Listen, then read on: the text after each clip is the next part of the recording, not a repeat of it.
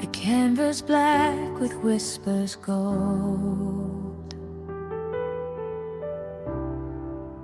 stories untold, secrets unfold, diamonds scatter where the shadows sleep, infinite skies, a promise to keep. Beyond the lights where the stars collide,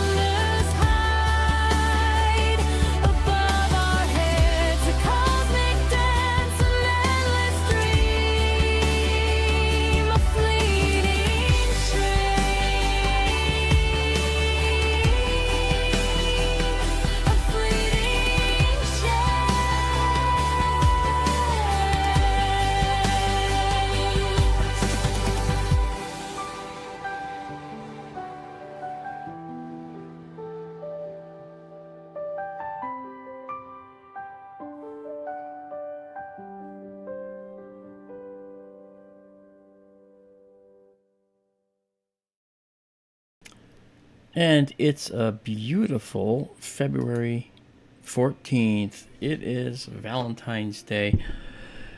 Happy Valentine's Day to all of you out there that celebrate.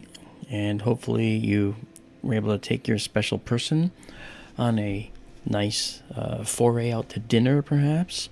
Or, uh, okay, this is totally self serving. Or take him or her into the living room, turn on the big screen TV, and put SkyTour live stream right up there for a beautiful Valentine's evening stream.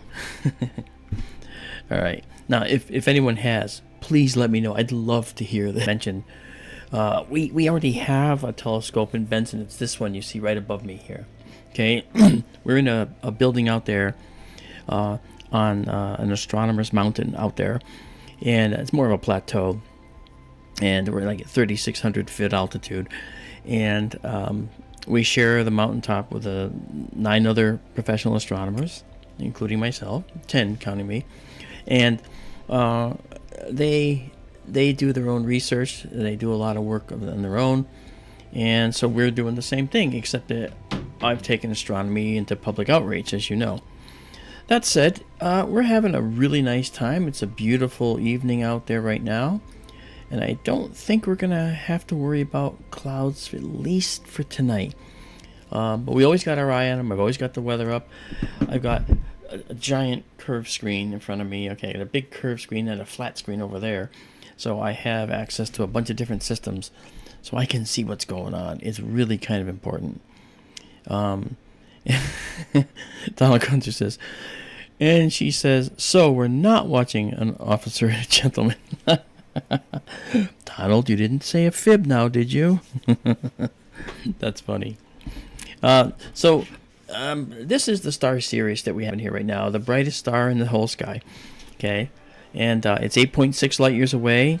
So when you look at that star, teaching, and it talks about, it's like a historical look at the universe by going back in time. All right. And so, for instance, if we look at Sirius, right, where, as I said, we're seeing it 8.6 years ago. And this is interesting because it was 2017 when the light that you're seeing right this second in front of you left that star. It was 2017. Despacito was the song of the summer. The first total solar eclipse to cross the entire continental United States in more than a century took place that year. So we had a rather interesting year, but that was 2017, you know. And if we happen across other objects that I've included, I will bring up their history as well. So it's nice to see you guys. Welcome. Perfect timing. It's as if I knew the music was going to end. How about that? So I want to welcome Dave from Bangor. Nice to see you. He was the second one here. And Star Panda. Hey, how are you? Good to see you. And Kathy Messick's with us. How you doing? Donald Kunzer, of course, is here. And then we have Daisy and Zoe Amethyst. That's really nice to see you guys as well. And Robert Thallium's with us. And let's see. We have Tim F. How about that? Tim, good to see you, man. Haven't seen you for a while. Karen Belmont is with us. Nice, Karen. Nice. Good to see you. So Fantasy's joined us, and we have Fred Phone Bone, you know, kind of like E.T. Phone Home, right? That's kind of neat. So it's nice. Good to see you. So we're going to look at a few interesting objects, and then we will have a Valentine's Day object to look at as well. And that's kind of cool because it's one of my favorite objects and it's so detailed. There's so much stuff in it. All right, so we'll check it out. Now, for those of you that have been here before, you know how this all works. But for those that haven't been here, what I'm going to do is I'm going to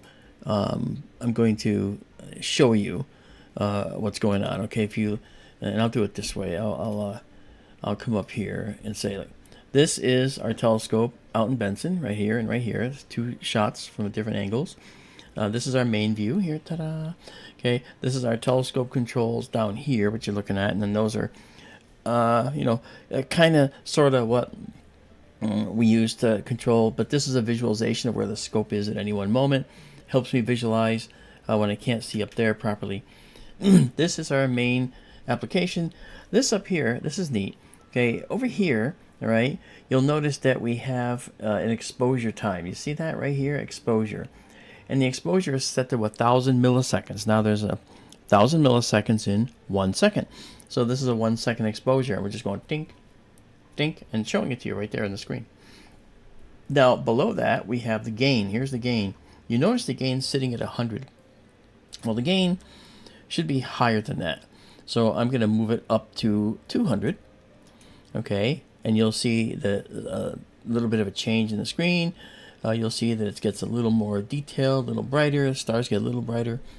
Okay, and we're going to be photographing at about 200 gain.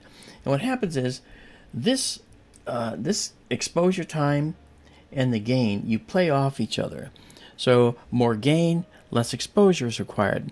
But if you use more gain and more exposure, you see deeper into the cosmos. So you might say, crank it out, crank it all the way up, and then expose for a minute or 2 minutes. That's fine, and it works. But the problem is that the higher that this gain parameter goes, the noisier the image looks. And when you have noise in an image, especially with delicate material, like a faint, wispy cloud, the problem with that is that you end up getting a lot of noise in the image, and to combat that you have to take more images. So we stack our images. We take an image and we stack it, meaning that we take an image, take a second image, align it with the first, stack it on top, boom, boom, and we do this all the way up, make an image sandwich all the way up, as many heights of the stack as we want to go. Typically we go to about 20. But if we're going to go to a very, very high gain over here, then what we're going to have to do is take 100 exposures, all right, in order to start reducing the amount of noise, because the noise averages out over time. And that's kind of a problem, because we don't want to have to make you sit through the same object for 45 minutes, all right, or an hour, when we could do the same with a moderate gain and a little bit longer exposure. Okay, so we stack 10 to 20 objects, and then what do? Well, we then take those images and we send them up to skytourlive.org, where you can then download them probably within 30 seconds of the time that we take them. Okay, so this is all pretty cool, and what I'm going to do right now is show you our other element here. This stuff is all this stuff over here. This is a histogram, and it basically is a contrast and brightness thing. See how Sirius got really dim, and we pump it up and we over process a little bit, and we see Sirius like this. Okay, and now this is some telescope controls right here. All right, and we don't have to worry about that. I may use these actually throughout the night if you see me do it. Then down here, this is our focusing controls. And then we actually have a filter wheel here. So for instance, we can go and convert to this guy. We can rotate the filter, and we can go to our spectral filter. And now, if I dim this down, you can see the spectrum of Sirius right here. Now, I have to reorient the filter in the filter wheel. So this is a much broader looking image. And so we'd be able to see lines in here. You can kind of see some, but you'd see spectral lines in here, and this will allow us to determine the spectra of the stars, determine their composition. This is not the spectrograph I was talking about. This is just a grating in one of our filters. That's just, think of a grating as like a screen window, but when light passes through it, it breaks the light up and causes it to form a spectrum like this. And this is the kind of thing that this does. Now, it has scientific uses, but right now, it doesn't really work for us. Now, if I keep turning the filter wheel, then we can go here, all right? And this is wide open. This is with no filter. So this is what it looks like with no filter, all right? So no filter at all. Now, you might say, oh, well, use that. The stars look brighter. that's all good and fine, except that the problem is we want to pull out faint detail. And to pull out faint detail, you have a lot of other light, all right, that we want to get rid of. We want to look at the hydrogen emission. We want to look at the oxygen emission. And so we have a filter that does just that, and that is this one called UHCS. So the UHCS filter is now the one we have. This one allows us to see the faint detail, all right? And it's the best blend for us. It's really, really kind of cool. So that said, let's go back to our planetarium shot now. I'll show you this. This is our planetarium. That was a satellite, I believe, that just came through. Yeah, there it goes. So there was a satellite coming through. Which one that was? Which one? Because it's actually moving pretty fast. Let's go see if I can grab it. Oh, that's a Starlink satellite. Okay, that's way down out of the way here, and we won't be able to see it. But in any case, this is the constellation of our Orion's hunting dog. Sirius is part of Canis Major. That's the name, right? And so here is the hunting dog.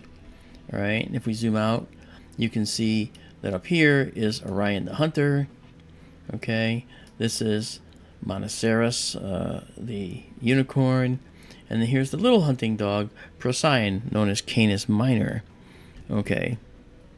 Fred Phonebone, glad you got that reboot going. Bring it back. Good Vibes is with us. Hey there, how you doing? Happy Valentine's Day again to you. Very nice. And let's see. I think that Michael Hedrick is finally here. All right, man. Glad you're here, brother.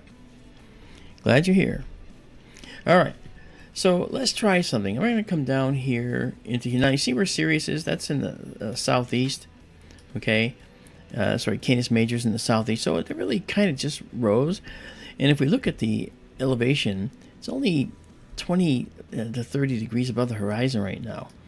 But Orion is a lot higher. So we should actually go check out some of the things in Orion that are really cool. And while we're doing that, and one of those things, and I know we have the Orion Nebula, of course. I mean, it's always good to start with a bang, right? If you want to see the Orion Nebula, just tell me, and I'll send ourselves there. Okay, but who said, can you check your audio? What's wrong with the audio? Was that? Oh, okay, it wasn't me. Sorry. I thought that was me. Hey, go away. All right. Okay, so let's come over here and let's go to, we're going to go to one of my favorite little guys. All right, and that is a nebula that I want to show you because it really means a tremendous amount. It's this guy right here. This tiny little nebula is amazing. All right, you'll see the telescope's going to be moving now higher in the sky, and we are at 1,000 milliseconds. There we are. All right, and there it is. Now, that little nebula is really cool. Now I will show you what that is in just a sec. First things first, let's get its location.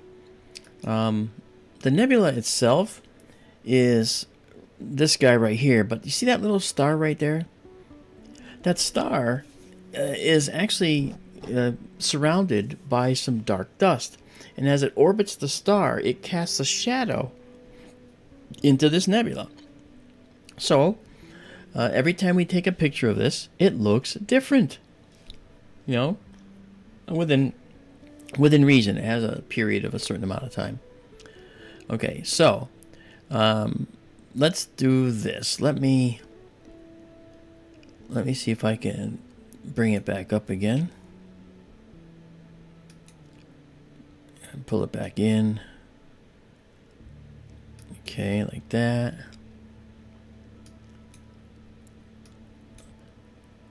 And I have to get a guide star going on it, which I haven't yet. Here we go. Pull it in the center. Okay. All right. Now let's do this. Let's refocus. Stop. Sorry, not refocus. Let's take another image. I think that bouncing you're seeing. So let's see if we can still get a photo. Okay, so we're gonna try here with this star. You can see it has a beautiful peak, kind of a flat top, but it's narrow, so that's good. All right, and looks like it's working. Okay, so what I'll do is, no, when it flashes red like that, it goes out.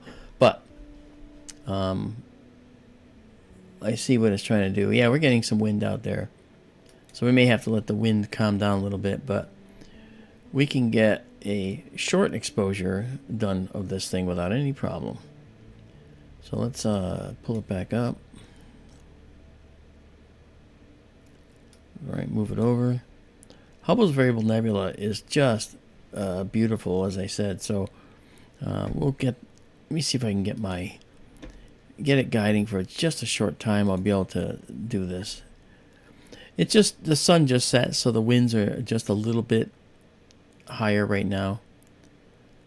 And that's the star. That's the one. Okay. Okay. All right, let's give it a shot. Let's do a 25-second photo. And we're at 200 gain and 25 seconds. So we're underway. You can see that down there. There is our... Okay, if you look... Right, let me bring it to over here. There's our progress bar in yellow.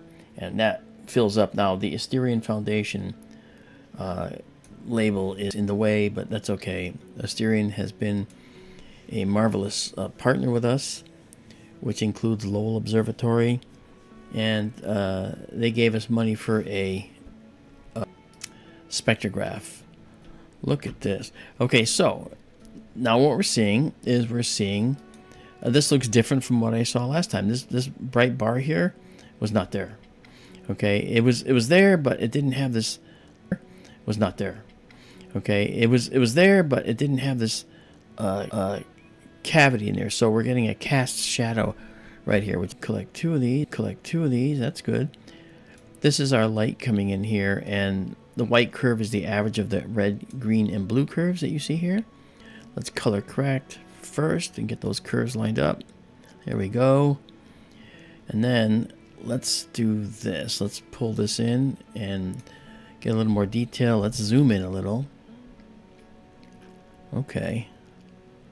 Look at that. That's a beautiful little nebula. That star is, like I said, surrounded by dust. It's orbiting the star, and it's casting shadows into this nebula, which are right near it. It's just a phenomenal, tiny little thing, and people would miss it. People would miss it. By the way, if anyone is down in Arkansas, I will be the keynote speaker at the 12th, I believe. So I look forward to seeing you there. Thank you guys for joining us tonight. As I said, yeah, we got 5 images stacked, so we're getting a good guiding right now. So this is really good. Look at this thing, huh? So what we can do is bring this up, and we'll label it. I'll center the naming, find the name. There we go. And then I'll say save the image. Actually, set the target name. Okay. Oh, we got a satellite came blazing through in the 25 seconds that we took it. And I'll say save image with annotations. All right. And so this image is now saved out there with the annotation being the words. And so we don't need to use this anymore. Now, if we do more than this, we've got 6. Satellite path is going to get dimmer and dimmer and dimmer over time because it's being replaced by the black of space. It's getting overwritten. So it's sort of automatically getting removed, but, you know, in the noise, I don't want that. Let me soften the noise. You see all that stuff? That's everything that's running right now to do this. Let's soften the noise a little bit. Okay. Very cool. That's neat. Oh, I'm line here. Sorry. Let's see. Yeah, this. I often use this to just try to show the what's hiding out there. Here we go. Beautiful. So this is Hubble's Variable Nebula. It's right near another object we're going to look at next. And that's something we're going to move up to. It's right in the neighborhood. Actually, see if we'll zoom in some more and see how that looks. Yeah, look at that. That's pretty cool. That's neat. So what we see is we look at this and we see details that normally just aren't here. Like this. And so it depends on where the dust cloud is around the star. And this is what this shows you guys. This is the dynamic universe, all right? So, when we look at this, we're seeing a dynamic interplay between the dust going around this star and how the shadows are getting cast into this nebula right here, all right? So, the nebula can be bright or it can be dim, okay? And it depends on where the dust is around the star. Pretty cool. All right, so now, if we zoom out, you'll see the actual size of our frame, so you can see how big it is in the frame. Now, there it is. So that's how big it is in the frame. Pretty big. Now, it might look small to you, but with our wide field system, this thing is literally about this big. It with a lot more. Yeah, okay, 13. We'll go to 15. So, yep, this is that. And let's see. Is over here, and I'm going to take us there shortly. I want to show you this area right here, this nebula right here. This is really cool. All right, so we're going to go there in just a few moments. All right, so we're almost on the 15th one.